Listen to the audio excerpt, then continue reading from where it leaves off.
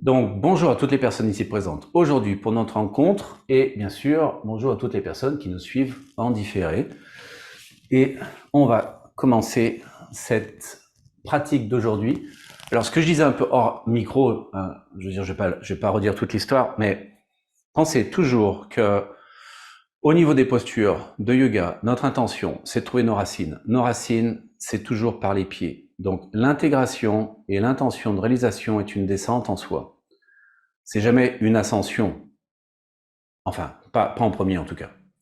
Le deuxième facteur de la possibilité de pouvoir créer un éveil et un maintien de cet éveil dans notre système nerveux qui est pas du tout fait pour l'éveil. Notre système nerveux, c'est une catastrophe ambulante.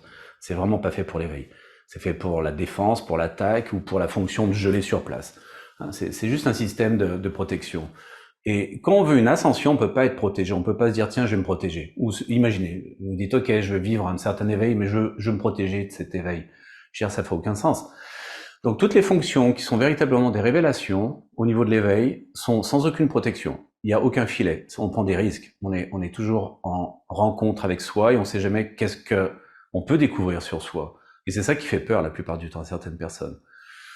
Et c'est pour ça que souvent, la pratique spirituelle ou la pratique en yoga devient une pratique un peu plus d'éducation sur la distraction ou sur, d'une certaine façon, quoi faire entre le repas et le travail. Tiens, je vais faire un peu de yoga pour être en santé. Donc, on reste souvent collé à ça parce qu'on a peur d'aller plus loin, de rencontrer certaines choses de soi. Mais faut pas avoir peur. Anyway, la peur est vraiment pas nécessaire. De toute façon, une fois qu'on a peur, on a eu peur, on a pris peur, puis c'est fini. On peut passer à autre chose. Donc, bref, ça peut se faire très, très simplement. Quand on évite d'avoir peur, on a toujours peur d'avoir peur. Vous voyez ce que je veux dire? Donc, ça terrorise un petit peu notre système interne. Par contre, après, il faut avoir une fois qu'on a cet ancrage dans les pieds, ce qu'on va essayer aussi de penser aujourd'hui, pensez-y, c'est un peu le sujet de la pratique. Ancrage par les pieds, Shakti descend.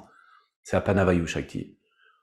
Et ensuite, élévation par la tête, c'est Pranavayu, c'est Shiva. Et d'aller tirer ce magnétisme vers le haut, magnétisme du bas, intégration, et en même temps enracinement. Et ensuite vers le haut, d'aller chercher vers le haut le plus possible. Donc pensez à ces deux polarités. Le centre de ces deux polarités, c'est votre nombril. Ça veut dire quoi? C'est votre naissance. C'est le lieu de votre naissance.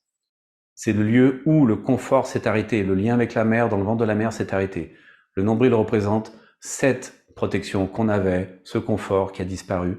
Mais en même temps, c'est le centre de notre phénomène du ressenti. C'est le centre véritablement de cette possibilité d'avoir le meilleur des deux mondes, l'ancrage au niveau terrestre, au niveau de la matière, et l'ascension, l'élévation au niveau du cosmos.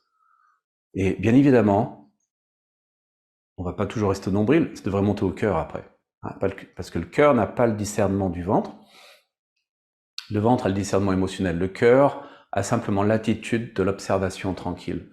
Donc on a plus de possibilités au niveau du cœur. On a beaucoup moins de possibilités au niveau du ventre. Et à partir de là, bref. Et je vous l'ai déjà dit une fois, puis on passe à la pratique après, mais dans le ventre se trouve le feu, Agni. Et juste pour le redire une nouvelle fois, dans la mythologie hindoue, Agni est un dieu. Et ce dieu, le feu, sert à communiquer entre la terre et les cieux. Ah, intéressant quand même.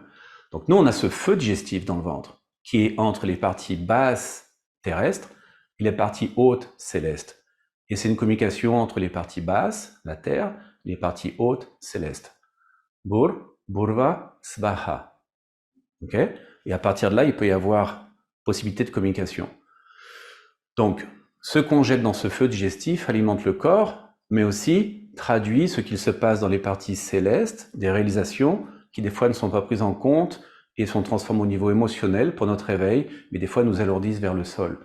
Et le feu doit être une élévation constamment, si on veut véritablement avoir cette possibilité de compréhension et de réveiller justement notre possibilité d'écoute, notre possibilité de vision, notre possibilité véritablement d'être en contact avec les phénomènes sans les interpréter, mais en voyant clairement ce qu'ils sont pour ce qu'ils sont.